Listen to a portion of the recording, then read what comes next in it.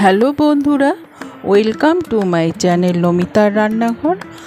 আজ আমি তোমাদের একটা ডেজার্ট রেসিপি শেয়ার করব। সেটা হলো বোঁদের লাড্ডু। বোঁদের লাড্ডু বানানোর জন্য আমি প্রথমে বোঁদে বানিয়ে নেব। বোঁদে বানানোর জন্য আমার যে ইনগ্রিডিয়েন্টসগুলো লাগবে সেগুলো হলো ছোলার ডালের বেসন, নিয়েছি চিনি, নিয়েছি চালমগজ, নিয়েছি এলাচ পাউডার, রিফাইন অয়েল আর অল্প ঘি।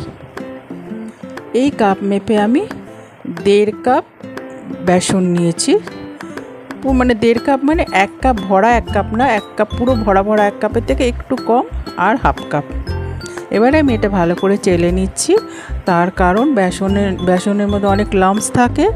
যদি ভালো করে চেলে না নিই, লাম্পসগুলোকে যদি ভেঙে না নিই, তাহলে আমি যদি ডিরেক্ট ওটা থেকে ব্যাটার তৈরি করি, থেকে যাবে লাম্পসগুলো, ভালো করে মিক্স হবে না, তার ফলে বোঁদেটা ঠিকঠাক হবে না।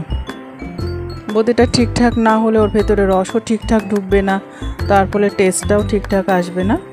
সেই জন্য ভালো করে এটা আমি চেলে নিচ্ছি। দেখো কত লাম্পস রয়েছে, সেটা ভালো করে ভেঙে নেব, ভেঙে চেলে নিচ্ছি।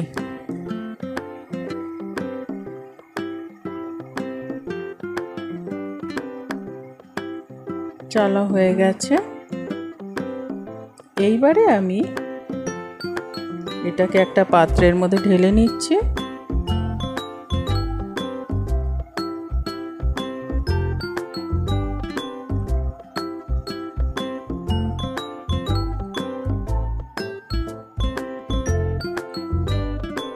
পুরোটা একটা পাত্রের মধ্যে ঢেলে নিলাম।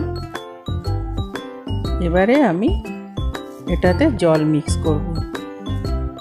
এর জন্য আমি জল ফুল 1 কাপ জল নিচ্ছি, একদম পুরো ভরা ভরা 1 কাপ জল। এবারে জলটা আমি কিন্তু অল্প অল্প করে ঢালবো আর মেশাবো, যাতে ভালো করে বেসনের সঙ্গে জলটা মিক্স হয়, কোনোভাবে দলা পেকে না থাকে বেসন।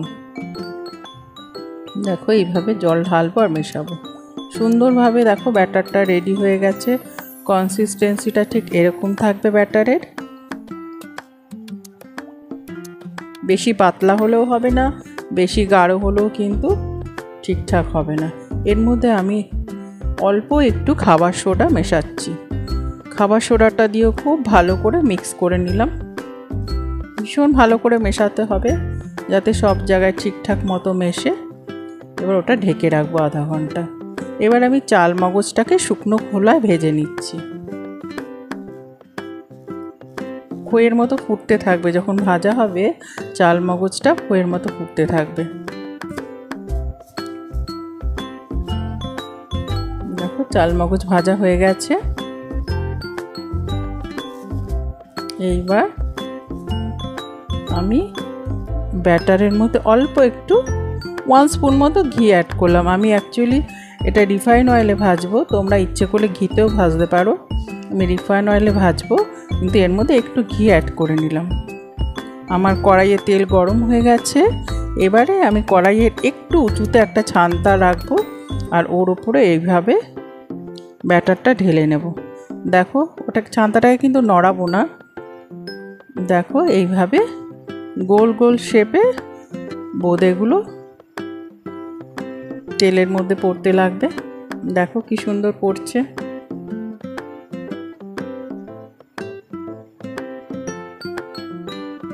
যতটা নিজে থেকে পড়বে ততটাই, জোর করে কিন্তু ফেলবো না।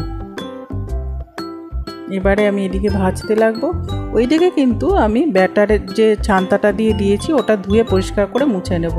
সেকেন্ড টাইমে আবার ওটা আমি ওর মধ্যে ব্যাটার দিয়ে একইভাবে এইভাবে বোঁদে তৈরি করে নেব। এইভাবে আমি সব বোঁদেগুলো তৈরি করে ফেলেছি। এইবারে আমি চিনির শিরাটা বানাবো।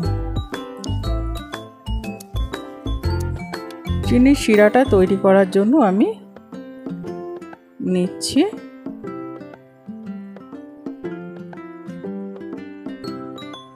1.5 কাপ চিনি নেব।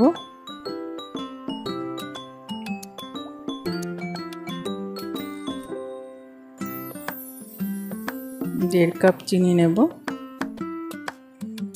আর নেব 1.5 কাপ জল। 1.5 কাপ জল। এবার এটা খুব ভালো করে নেড়ে নেড়ে চিনিটা জলের সাথে মেশাতে থাকবো। এর মধ্যে দিয়ে দিলাম 1 স্পুন ভিনিগার। দেখো, তাহলে চিনির যে ময়লাটা ওটা কেটে ওপরে চলে আসবে। ওটাকে আমি ফেলে দেবো, ওপর থেকে চেকে চেকে তুলে ফেলে দেবো। দেখো, একটু চটচটে মতো শিরাটা হবে, কোনো তার হবে না। শিরা আমার রেডি হয়ে গেছে। এবার আমি বোঁদেগুলো ঢেলে দিচ্ছি। বোঁদেগুলো কিন্তু আমি তৈরি করে টিস্যু পেপারের ওপরে নিয়েছিলাম, তাতে তেলটা কিন্তু সোক করে গেছে। তেলটা সোক করে গেছে। এবারে আমি ওগুলোকে পুরো শিরার মধ্যে দিয়ে দিলাম। গ্যাসটা কিন্তু মিডিয়ামে আছে। একটু নেড়ে চেড়ে ঢেকে রাখলাম। এই 2 মিনিটের মতো ঢেকে রাখলাম।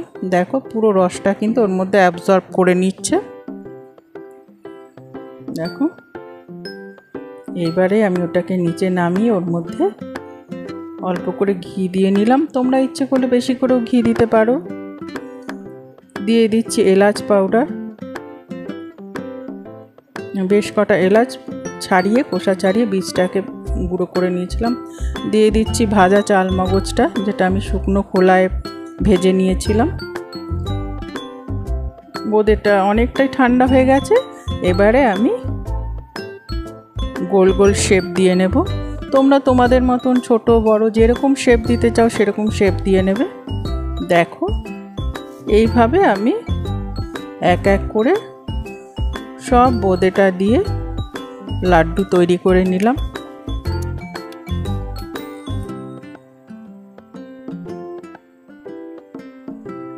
দেখো, এইভাবে আমি লাড্ডু তৈরি করেছিলাম। লাড্ডুগুলো দেখতেও ভালো হয়েছে, খেতেও খুব টেস্টি হয়েছিল। আমি কিন্তু এতে কোনো ফুড কালার অ্যাড করিনি, কেন কি ফুড কালার দিলে দেখতে সুন্দর লাগবে, বাট এতে তো কোনো টেস্টের হেরফের হয় না। সেই জন্য আমি বাড়িতে খাবো, আমি এর জন্য কোনো ফুড কালার অ্যাড করিনি। বন্ধুরা, আমার রেসিপিটা যদি তোমাদের ভালো লেগে থাকে, তোমরা লাইক করো, শেয়ার করো, আমার চ্যানেলটা সাবস্ক্রাইব করে আমার পাশে থেকো। তোমরা সবাই খুব ভালো থেকো।